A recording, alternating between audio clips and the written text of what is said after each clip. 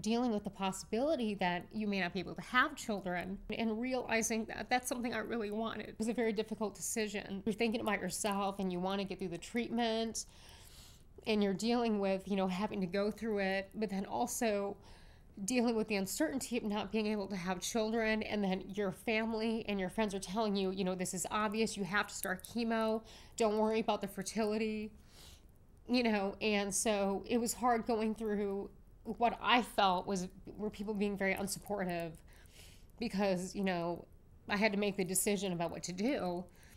And then also thinking, I'm already stressed out enough about having to go through chemotherapy.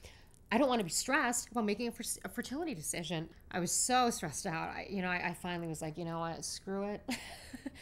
If I'm not meant to have children, I am not meant to have children, and I will adopt.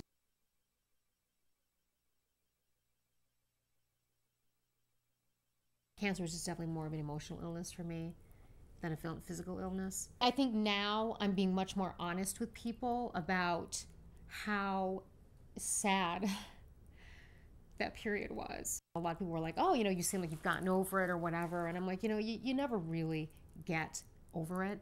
You get through it, but you never really get over it. And I think even now I'm still dealing with a lot of it, a lot of the emotional impact. Sometimes it doesn't even really set in until after it's all over, because the whole time you're going through it, you're in crisis mode.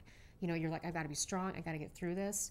I've got to make decisions. You're not afforded the luxury to really kind of let a lot of the emotions sink in until after it's over.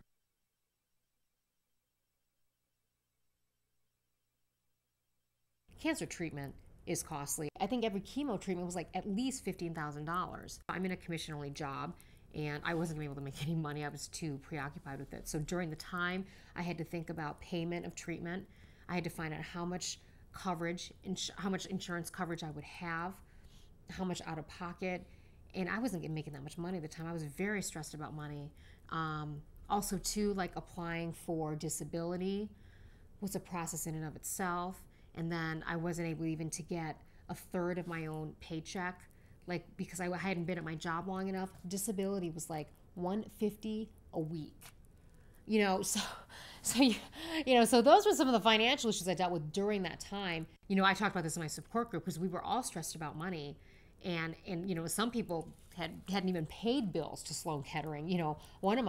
One of the people in my group said, whenever I get a bill from Sloan Kettering, I just put it aside, and I did that too. I just kind of put the bills aside and ignored it, and now my attitude about money is it's just money.